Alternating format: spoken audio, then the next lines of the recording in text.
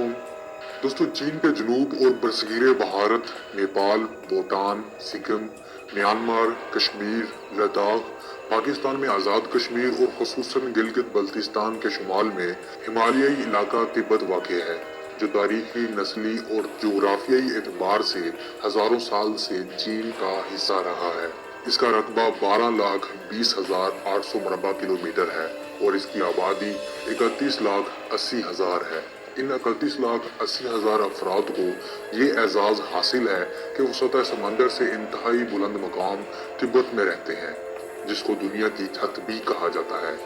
यहाँ 3700 मीटर की बुलंदी तक बुद्ध मत के मानने वालों की इबादत गाह है।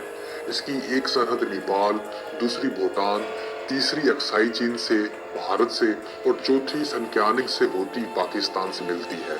वाज़ेह रहे कि पहले सतह समंदर से 12,500 फीट बुलंदी को स्नो लाइन कहा जाता था कि यहाँ साल के 12 महीनों में बर्फ जमी रहती है, मगर अब पूरी दुनिया में क्लाइमेट चेंज और ग्लोबल वार्मिंग की वजह से स्नो लाइन 4500 मीटर या 15,000 फीट बुलंदी के मेयार पर मुकर्रर कर दी गई है।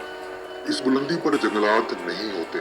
चीनी तिब्बत और बरसगीर के दरमियान बरतानवी सेक्रेटरी मैक मोहन ने एक सरहदी लाइन बना दी और मुआहदे पर मैक मोहन और उस वक्त की तिब्बत की हुकूमत के सरबराह लांचिन सैट्रा ने दस्तखत किए और फिर कुछ अरसे बाद 24 मार्च 1914 को एक नक्शा जारी किया, जिसमें ये लाइन नक्शे पर 8 मील फी इंच के हिसाब से 550 मील यानी 890 किलोमीटर थी। इसको अगरचा शुरू ही में हिंदुस्तान की जानिब से भी दर्ज किया गया, मगर बाद में 1935 तक दुनिया जैसे इस मैक मोहन लाइन को भूल ही गई और जब 1935 में इंडिया में तैनात एक अंग्रेज ब्यूरोक्रेट ओलाफ कारो ने शिमला मैक मोहन लांचिंग मुज़ाकरात के मुताबिक नक्शा जारी किया, तो चीन और हिंदुस्तान को इस पर एतराज़ात थे और चीन का दावा लद्दाख पर भी आगे 65,000 मुरब्बा किलोमीटर रकबे पर है। चीन का मौक़िफ़ ये है कि जब मुआहदे के मुताबिक ये मैक मोहन लाइन तय की गई, उस वक्त तिब्बत कोई आज़ाद खुद मुख्तार रियासत नहीं थी। चीन का लद्दाख के इलाके पर दावा था, मगर 1949 में इश्तराकी इनकलाब और आज़ादी के फौरन बाद भारत के नेहरू और चीनी क़यादत मोज़ेतंग और चू एन लाई के दरमियान ताल्लुकात इंतहाई मजबूत और दोस्ताना थे, इसलिए तिब्बत और लद्दाख के मसाइल पसे पर्दा रहे।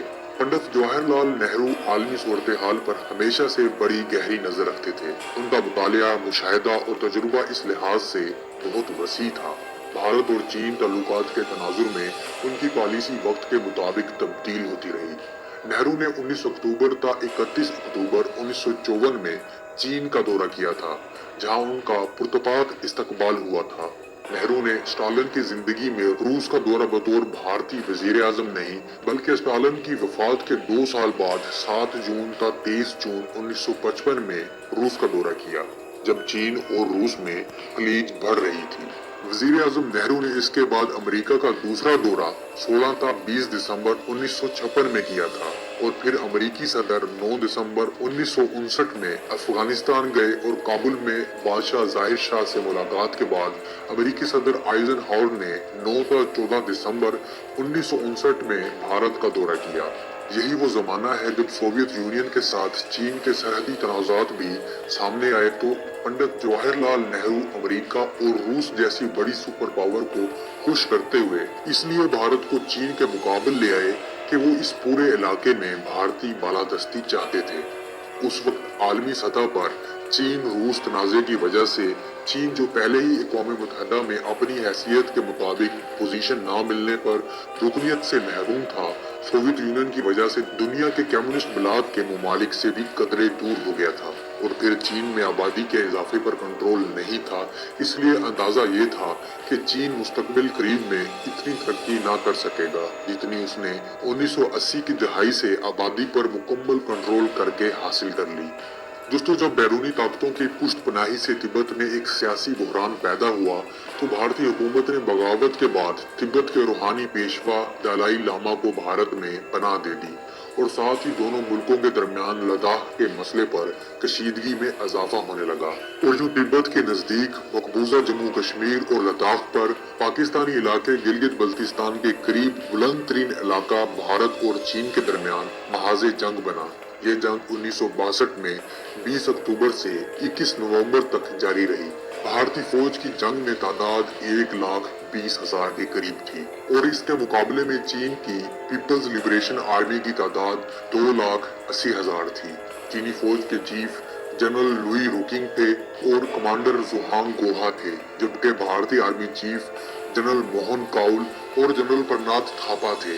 इस जंग में चीन के 722 फौजी मारे गए और 1697 जख्मी हुए, जबकि इसके मुकाबले में 1383 भारतीय फौजी हलाक और 1047 जख्मी हुए और 1696 फौजी लापता हुए और 3,968 भारतीय फौजियों को चीनी फौज ने जंगी कैदी बना लिया। लद्दाख के इलाके में चीन ने 11,754 मुरब्बा किलोमीटर इलाका भारत से छीन लिया, जो भारत को इस जंग में इबरतनाक शिकस्त हुई। पाकिस्तान ने इस मौके पर भारत से जंग नहीं की, लेकिन ये वाज़ेह हो गया था कि भारत जम्मू कश्मीर और लद्दाख के इलाके पर पहली जंग 1947 से 1948 में पाकिस्तान से हारा और फिर दूसरी मर्तबा लद्दाख में उसे चीन से शिकस्त हुई। यहाँ ये बात वाज़ेह हो गई कि नेहरू एक ज़ीरक सियासतदान और खुसूसन अमूर खारजा के माहिर तो जरूर थे, मगर वो अस्करी शोबे में मुकाबिल की सलाहियतों का ठीक से अंदाजा नहीं कर सकते थे। या यूं भी कहा जा सकता है कि भारत की फौज बहादुरी या फन सिपागरी के एतबार से कमजोर वाक़ई हुई है। तो दोस्तों, उम्मीद है आपको इस वीडियो से काफी इंफॉर्मेशन हासिल हुई होगी। अगर आपको ये वीडियो पसंद आई है तो अपने दोस्तों के साथ जरूर शेयर कीजिएगा। मैं मिलता हूँ एक नई वीडियो के साथ, तब तक के लिए इजाजत।